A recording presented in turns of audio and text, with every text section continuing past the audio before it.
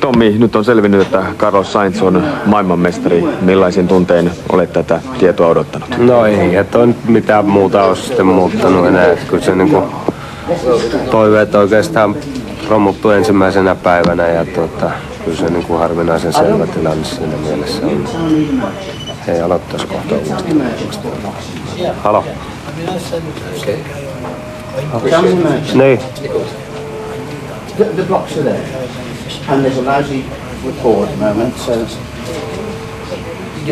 Mitä? Mitä?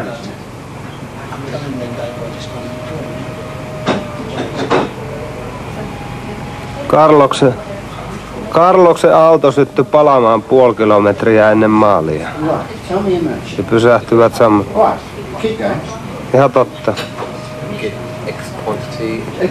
Just tell me a merchant.